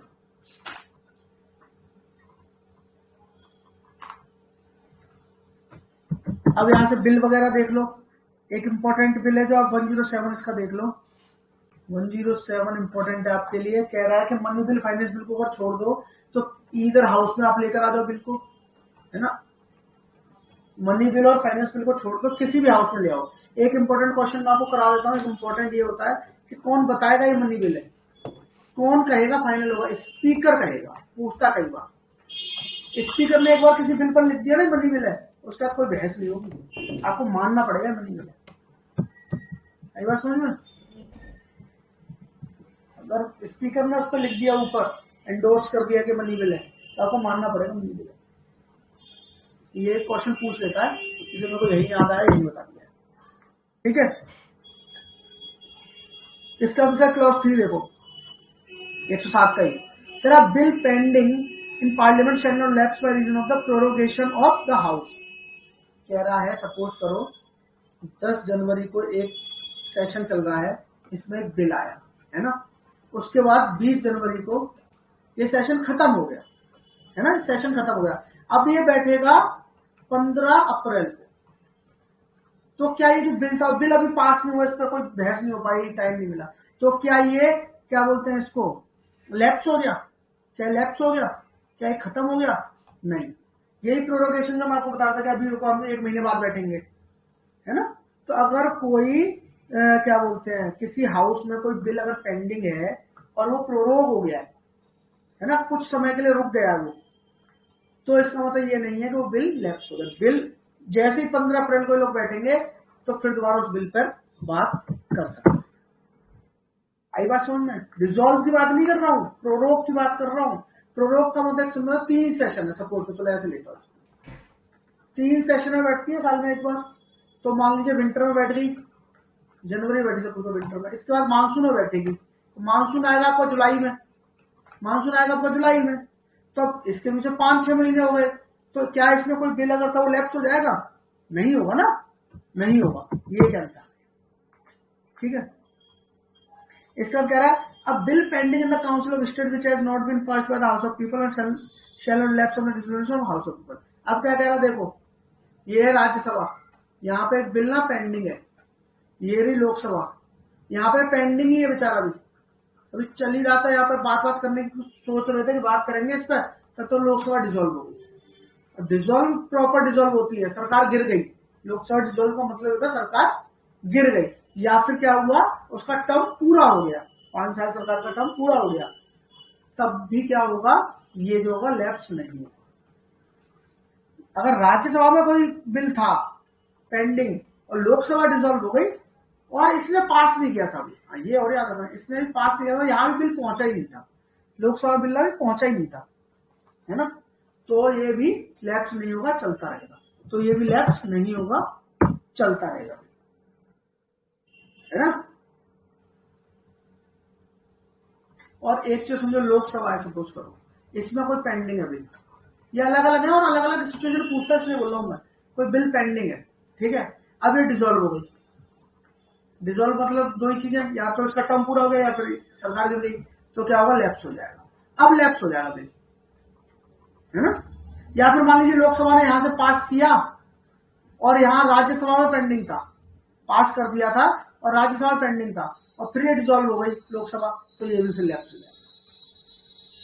मगर अगर लोकसभा ने पास नहीं किया था और राज्यसभा में अगर पेंडिंग है तो फिर लैप्स नहीं होगा। सिंपल बात ये है, सिंपल बात ये है। 107 का ये 2-3 जो सिचुएशन है ना, देख लेना, इंपॉर्टेंट है आपके लिए, ठीक है। 108 का ज्वाइंट सिटिंग, कह रहा संग आओ, बहुत हो गया। प्रेसिडेंट कहेगा अरे भैया काम करो यार, बहुत हो गया, तुम लोग संग बैठो, लोकसभा राज्यसभा दोनों एक जगह बैठो, ज्वाइंट सिटिंग कराएंगे आपकी। कब कराएंगे? The bill is rejected by the other house, दूसरे हाउस ने बिल रिजेक्ट कर दिया है, दूसरा हाउस ने क्या किया? बिल रिजेक्ट कर दिया है ना। या फिर क्या है कि द हाउस है finally disagree as to the amendment to be made in the bill, या फिर हाउस तैयार नहीं अमेंडमेंट को मानने के लिए, यार इसका अमेंडमेंट बहुत बुरा नहीं मानता, या फिर 6 महीने से ज्यादा निकल गए हैं, एक जगह से पास हुआ दूसरी जगह अटका हुआ है, तो प्रेसिडेंट क्या कहेगा कि काम करो भैया, आओ सब लोग बैठो, दोनों एक संग आ जाओ, एक बार में पास करा लेंगे इसको, तुम लोग अलग अलग तो पास कर नहीं पाओगे, तो हम 108 में ज्वाइंट सिटिंग करेंगे, पास करा देंगे, ठीक है। 109 में कह रहा है स्पेशल प्रोसीजर है मनी बिल का, बहुत इंपॉर्टेंट है आपके लिए, और इसमें प्रोसीजर के नाम पर कुछ नहीं है, इतना याद रखना कि ये सिर्फ और सिर्फ ये आपका लोकसभा में इंट्रोड्यूस होता है, राज्यसभा में मनी बिल इंट्रोड्यूस नहीं होता है। Most important question money bill के पॉइंट ऑफ व्यू से क्या है कि ये सिर्फ लोकसभा में इंट्रोड्यूस होता है, और एक बार स्पीकर ने बोल दिया कि फलाना डॉक्यूमेंट मनी बिल है, मानना पड़ेगा आपको मनी बिल, स्पीकर के पास पूरी पावर है ना। 110 डेफिनेशन दे रहा है, टैक्स, पैसा, फलाना डिब्बे, ये सब मनी बिल होता है।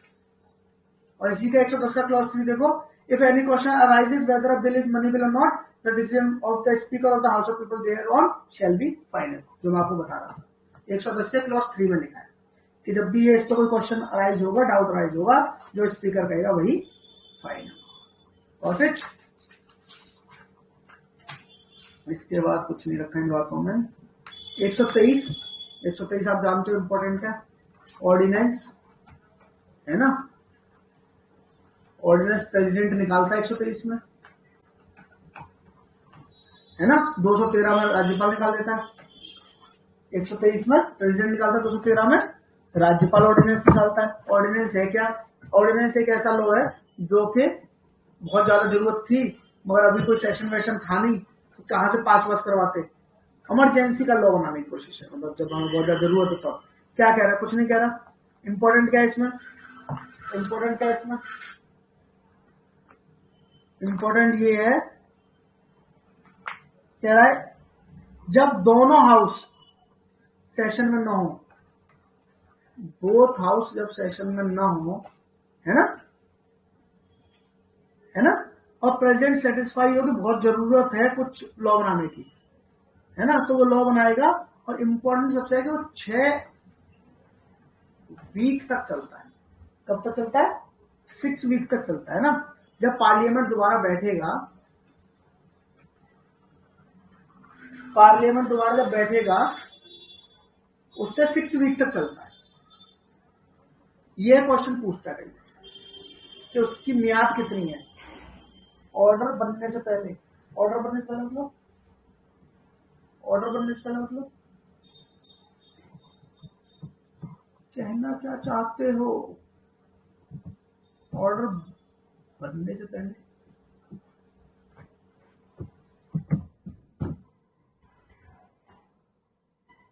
ऑर्डिनेंस, ऑर्डिनेंस बनने से पहले, ये भी समझ नहीं आएंगे। सिंपल, मुझे इतना समझ में आया, मुझे आपकी बात समझ नहीं आया, आप क्या पूछ रहे हो। ऑर्डिनेंस जो है ना, जो ऑर्डिनेंस है ना, वो एक बहुत जरूरत का लॉ होता है। जरूरत कब होती है? जब बोथ हाउस आपके, ये याद कर लो, जब बोथ हाउस आपके सेशन में नहीं है और प्रेसिडेंट को लग रहा है कि मुझे लॉ कुछ बनाना है, ऐसी सिचुएशन आ गई है, वो लॉ एक बना के ऑर्डिनेंस के नाम पे निकाल के दे देगा, वो चलेगा। अब जिस दिन पार्लियामेंट बैठेगी, सेशन में कभी तो बैठेगी ना, पार्लियामेंट जिस दिन बैठेगी उसके 6 वीक के अंदर आपको पास कराना है। अगर आपने पास नहीं कराया, 6 वीक वाला लेफ्ट हो जाएगा वो लोग। दो ही क्वेश्चन बनाता है ना, एक तो पूरा ऑर्डिनेंस कहां पर 123 में कब होता है? जब दोनों हाउस पार्लियामेंट में नहीं होते। कितने दिन तक चलता है? 6 वीक तक। यही तो आपको 3 क्वेश्चन याद रखने हैं ऑर्डिनेंस। जो 123 में कर रहा है प्रेसिडेंट, वही 213 में कौन करता है? राज्यपाल करता है। वहां स्टेट वाली बात आ जाती है, बस इतना ही है, बस याद रखना। 213 123 एक साथ पढ़ो, 213 123। इसके बाद आपके आ गया 124 से सुप्रीम कोर्ट, है ना। 124 से क्या आ गया आपका? Supreme court. 99th अमेंडमेंट से आपने क्या किया? एनजेएसी को एनजीएसी को क्या किया आपने, अनकॉन्स्टिट्यूशनल कर दिया 99th अमेंडमेंट से। अब तो बहुत पुराना हो गया, पूछेगा नहीं आपसे 99th अमेंडमेंट, है ना, अब तो नहीं पूछेगा ना, पूछ सकता है। अच्छा, इंपॉर्टेंट क्या है कि जजेस की एज कितनी है, 65। अपॉइंट कौन करता है, प्रेसिडेंट, है ना, है कि नहीं, ठीक है। एज कितनी है, 65 है। हाई कोर्ट के जजेस की एज कितनी है, 62 है, याद रखना। सिर्फ सुप्रीम कोर्ट के जजेस की एज 65 की और किसी की नहीं दी, ठीक है। जजेस किसको अपना वो देते हैं रेजिग्नेशन, प्रेसिडेंट को, भाई वो अपॉइंट कर रहा है, उन्हीं को ही अपना रेजिग्नेशन देते हैं, ठीक है ना। इसका जो इसका आपका आता है क्या है, ये आपका आएगा, इसकी आगे क्वालिफिकेशन देख लो। क्वालिफिकेशन, सुप्रीम कोर्ट में जज बनना है किसी को, क्या क्वालिफिकेशन होगी, क्वालिफिकेशन बहुत सिंपल है, क्या है, कम से कम 5 साल हाई हैज बीन एट 5 ईयर जज, 5 साल या तो हाई कोर्ट में जज रहा हो, या फिर 10 साल एडवोकेट रहा हो, और या फिर एक बहुत इंपॉर्टेंट चीज है, डिस्टिंग्विश्ड ज्यूरिस्ट रहा हो।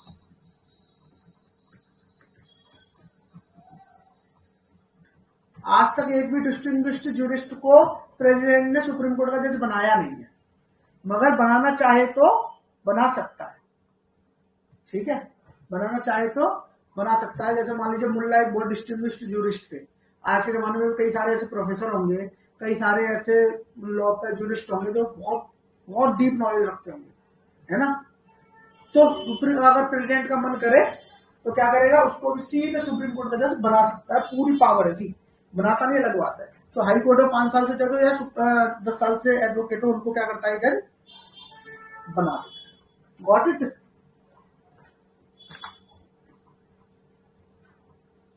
चार में इसका इम्पीचमेंट है 124 के, 124 के 4 में इम्पीचमेंट, और इम्पीचमेंट किस बात पर होगा, प्रूव्ड मिसबिहेवियर, ये पूछता है कभी कभी, प्रूव्ड मिसबिहेवियर, प्रूव्ड मिसबिहेवियर और इनकैपेसिटी, प्रूव्ड मिसबिहेवियर और इनकैपेसिटी पर ही इम्पीचमेंट हो सकता है सुप्रीम कोर्ट के जज का। अच्छा, राष्ट्रपति का इम्पीचमेंट किस ग्राउंड पर हो सकता है, राष्ट्रपति का इम्पीचमेंट कहां पर है ये बता दो, चलो ये तो छोड़ो, किस ग्राउंड पर होगा, आप सेक्शन ही बता दो मुझे।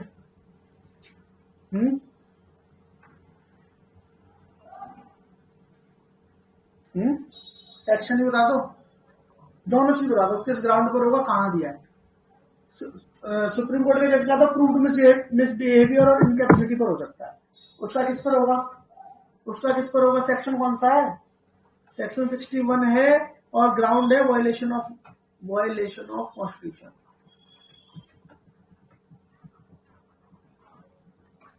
वायलेशन ऑफ कॉन्स्टिट्यूशन 61, इस ग्राउंड पर राष्ट्रपति का इम्पीचमेंट, ठीक है। इसी का 7वां देखो, 124 का 7 देखो, 124 का 7 क्या कह रहा है, no person who has held office as a जज of the supreme court shall plead or act in any court or before any authority within the territory of India. एक बार सुप्रीम कोर्ट के आप जज बन गए तो फिर सुप्रीम कोर्ट में या कहीं भी आप क्या नहीं कर सकते हो, प्रैक्टिस नहीं कर सकते, है ना, प्लीड नहीं कर सकते ना, प्लीड मतलब वही, आप प्रैक्टिस नहीं कर सकते, आप प्लीड नहीं कर सकते। एक बार सुप्रीम कोर्ट के जज बने उसके बाद घर बैठो आप राजा बाबू की तरह, आप एडवोकेसी नहीं कर पाओगे, प्लीड नहीं कर पाओगे। 124 ABC सब हटाओ, ये सब इंपॉर्टेंट कुछ है नहीं। इसमें देख लेना सुप्रीम कोर्ट में 126 में से एक्टिंग है, सॉरी एक्टिंग है 126 में, 127 में एडॉक है, तो ये कभी पूछ देता कि एक्टिंग कहाँ दिया हुआ है, एडॉक कहाँ दिया हुआ है ना। इसके बाद देखो आप 131 इसका देख लेना, ओरिजिनल जुडिक्शन की बात करता है, तो ओरिजिनल जुडिक्शन के 3 इसने कंडीशन दिए हैं, है ना, कि एक तरफ गवर्नमेंट ऑफ इंडिया हो और स्टेट हो, इसमें ओरिजिनल जुडिक्शन सुप्रीम कोर्ट को, एक तरफ स्टेट हो दूसरी तरफ स्टेट हो, इसमें भी है, या फिर एक तरफ स्टेट क्या बोलते हैं, स्टेट और गवर्नमेंट ऑफ इंडिया हो, और दूसरी तरफ क्या हो, और कोई स्टेट हो, state and government of India, और दूसरी तरफ कुछ स्टेट्स हो। इन तीनों स्थिति में जाता सुप्रीम कोर्ट को ओरिजिनल जुडिक्शन होता है 131 में। ये तीनों कंडीशन पूछ लेता है, सिचुएशन पूछ लेता है कि ओरिजिनल जुडिक्शन किन स्थिति इसमें, ठीक है। इसके बाद मैं बढ़ता जाऊंगा और नहीं देखूंगा तो मैं कहाँ पहुंच जाऊंगा। 136 SLP, 136 में कुछ नहीं पूछता, SLP पूछता है। स्पेशल लीव पेटिशन, आपको सुप्रीम कोर्ट में कोई मान लीजिए अगर अपील करनी है ना और आपको सीधा राइट नहीं है तो आप स्पेशल लीव पेटिशन लेके भी कर सकते हो। 136 कहता है, ठीक है, 136 कहता है, ठीक है। इसके बाद 137 रिव्यू कहता है। ये एक एक उसके है वो रिव्यू। 137 क्या कहता है? रिव्यू। सुप्रीम कोर्ट चाहे तो क्या कर सकता है? रिव्यू की पावर है ना उसके पास, अपने जजमेंट को रिव्यू कर सकता है। और इसमें क्या है भैया,